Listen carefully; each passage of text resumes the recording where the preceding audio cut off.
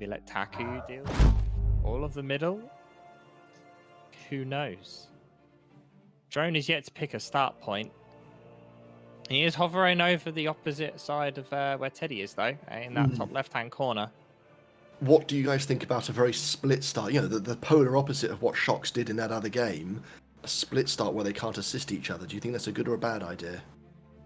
I think it comes down to their level of confidence against their opponents, isn't it? If they feel they can hold their own, then all they need is a sign of weakness on the other team, and they'll be able to take it. If they're spread out, it's easier for them to attack from multiple directions. But if you're together, it's easier to defend each other. So I guess it's the weighing up of attack and defend. We may also see bots being used by both Drone and Teddy here, so that they're able to get over that mountain to assist in the middle.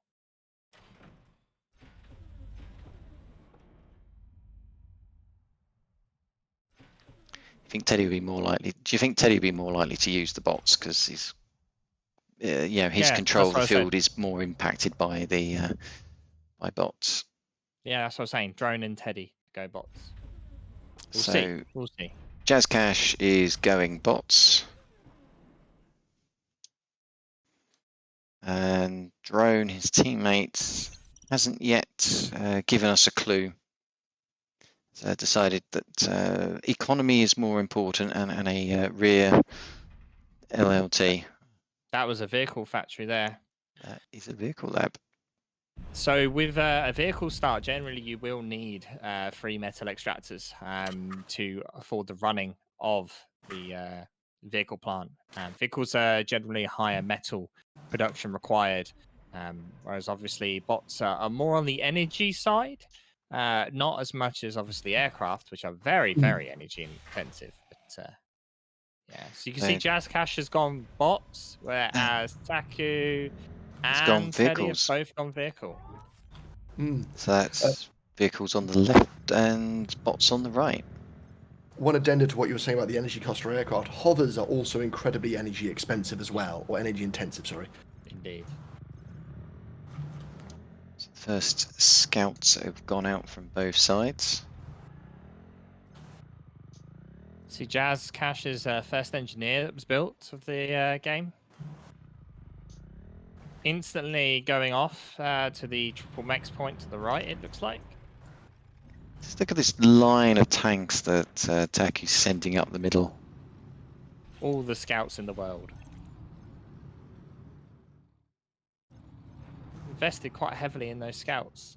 TaQ's Q on his factory is interesting, considering that he has it on repeat build.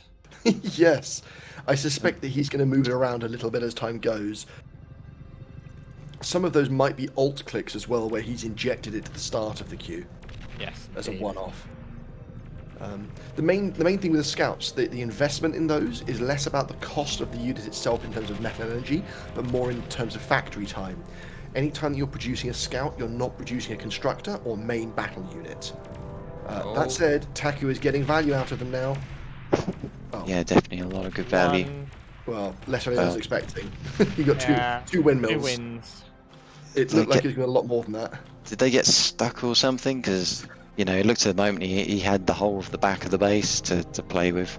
No, he chose to move them there. I think it was to prevent Drone's stuff going around the other side and then shooting them, but Drone just sent him in straight after because he had the same units.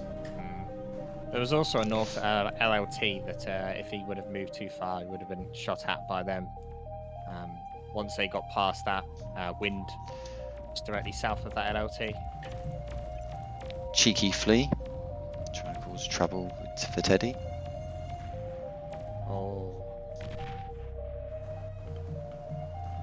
So JazzCash being the first one to move his commander properly far forwards, though Drone's not far behind him. Interesting difference in the aggression levels of the commanders between the two teams.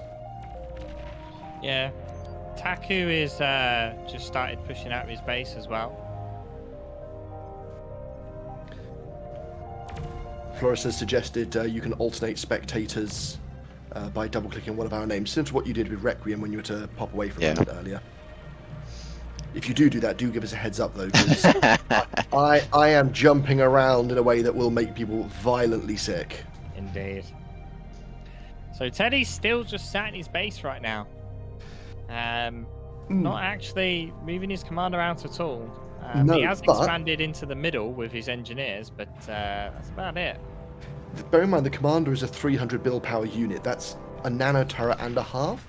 So he doesn't need to build a nano turret at the moment. That's saving him a lot of energy. The downside is that his constructors need to be defended. They cannot defend themselves against raids. Indeed. Okay, Requiem, can I hand control over to you for a few minutes? Go for it. Okay, in 3, 2, 1. There you go. So while you're watching the eastern side, the push up there with Teddy, Drone has actually advanced his commander all the way down to the left-hand side across the river, which is brave. TaQ's doing the same in the middle, though. Definitely feels very different from last game there. Both teams are almost a bit more chaotic in their approach. So this is quite a substantial push here from Teddy. What's he gonna do? Is he gonna? There's an LLT there, so he's not got enough to break down an LLT and those units. He has if the LLT runs out of power. Oh, flashes yes. do typically beat Pee-wees in similar numbers, and there's more flashes than Pee-wees. I wouldn't expect him to be able to run into the base and wreck everything, but he's destroyed that outpost, and that's quite a big deal. Well, Jazzcash is taking advantage of one of these advanced mechs points, but at the same time, TaQ's also got one. Drone also has one as well. And you see both of these guys here kind of not actually building defenses yet. Drone's got a couple of LLTs, but his power supply is woefully inadequate to run them at the moment. Was he going to get mechs? Drone, interestingly, is preparing for a flank on the complete other side of the map. He's building a couple of LLTs in a relatively unimportant location because he's expecting someone to push up there. But we've got a couple of scouts here causing mayhem for Drone. We're almost 7 minutes. X's. Yeah, we're almost 7 minutes into the game, and scouts proving their value in the later stages still. And that's one of the things I like about these large open maps. You get that sort of dynamic play. Still got more units from PtaQ here coming in. Tanks versus tanks, just stopping him rebuilding in this area. Yeah, even if he doesn't destroy anything, just denying the area to him, that's a really big deal. I mean, that's a lot of metal there. It's a 6 metal income there. That's just not having every second that's ticking away. Yeah, not to mention actually taking the round to hit Jazzcash. I say, in addition to denying the metal, the constructors aren't doing anything productive at the moment, which is also a resource to consider. The metal lead has opened up to 11.9 versus 10.8 in favour of the south side at the moment. Oh, this is going to... Jazzcash's commander might be out of position now. He's getting sandwiched. Jazzcash, very competent player. He should clean this up relatively well until he starts running low on energy. He's dead. One calm down. Yeah. That said, TaQ's commander is now quite vulnerable. Wind is relatively high, but TaQ has very little power at the moment. So he's got to be careful not to overuse a D-gun, because his LLTs will stop firing. Teddy's also sending energy here to TaQ to make sure that his LLTs can still fire. Oh, completely. Meanwhile, not on screen, but I can see on the mini-map here that Drone's actually pushing around with his comm behind TaQ's line almost. This isn't going to be enough units here to actually worry TaQ at all. No, I wouldn't expect so. He's trying to secure that comm wreckage. Can you blame him? No, that's a lot of metal. We're just going to quickly move over. Oh, actually over here. Right-hand side, there's a small push there by Teddy. Has been deflected. Now Jazzcash is pushing in with his Pee-wees, but I don't think they're going to do anything. There's a couple of NLTs there. He's going to try ridge walking as well by the look of it. If you select the Pee-wees and look at their group command. Yeah, that'll do Oh, is he actually going up there or is he going round? He's now going down the hill when he's realised there's nothing there to worry about. And I think that he might try and loop all the way around to the side where Teddy has a couple of NLTs. Gonna So get one mech at least, but all those units are just being redirected there. Interestingly, the comm has still not been reclaimed. All players have more metal than they have energy at the moment, which shows how powerful those eco raids are going to be. PtaQ's already got a unit queued up now to move and reclaim that comm. I'm just going to quickly switch over here and see what he's going to do with this. I think JazzCash is a bit confused as to what to do. Gators are... I don't know, is the Garpike is that one there? Amphibious? I would assume it's amphibious, but the Pincer is the arm amphibious tank, and the Garpike is the core amphibious tank. I don't think arm get two either. No, I don't know. Oh, Instigators, the light laser tank that you see them using. Ah. Yeah. I mean, when you're in the middle of a game, you gotta type as little as possible. Yeah. Well, JazzCash's front line here still being defended by drones units. But that is literally surrounded right now Yeah, by a wall of LLTs. But there are Roccos coming out to deal with those LLTs. Drone has done a vehicle swap. Sorry, he's been using vehicles the whole time, sorry. He's pulled out some artillery now to start shelling these LLTs. That commander wreckage is already gone though. Oh, yeah, almost completely. Teddy with a very nice push up the right-hand flank as well. That's got to be hurting JazzCash's economy. The metal lead has opened up now. It's 25.6 to 19.1k. A huge advantage in favour of Southside. You can see that over here with drones very much secured this area, and PtaQ's just kind of left him to it. Yeah, but then again though, he's playing static defences. Why would you need to worry about it if your opponent just has static defences? They're not going anywhere. And just as I say, I was leaving him to it, he's now just pushing in with raiders. Oh yeah, naturally. Also known as red stumpies for those not sure. Stumpy being so popular. But to be fair, artillery's about to get killed as well. PtaQ was more interested in getting the metal from the fallen commander, so Yeah. attention was... And he's now got a warden as well. So again, very defensible position. This is a strategy we've seen from PtaQ a couple of times. Basically, he'll take a forward position, he will fortify it. The key part being it has to be a forward position that gives him good map control from that location. I mean, at this point, he has two of the high-value mexes directly behind him. That will give him a substantial amount of economy bonus, as well as that reclaim. They are very much in a strong point here. JazzCash still has, lost that side bit multiple times. Tried to rebuild it and then lost it again. As you can see, he's got a single engineer out there trying to reclaim, but there's already two tanks on their way to make sure that area stays clear. If you're watching the warden at the moment, you'll see it shooting literally nothing. That's due to radar inaccuracy. PtaQ can only see the radar blobs, and they are not accurate, so lasers don't work very well at that sort of range. Splash units like artillery, they're great, but lasers not so effective. Probably doubly so, because that's potentially wasting energy. That's a good point.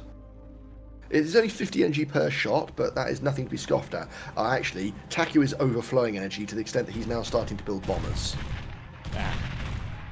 Are you back in control of the camera, Tarnish? No, I thought I'd let you play around with it a little bit more.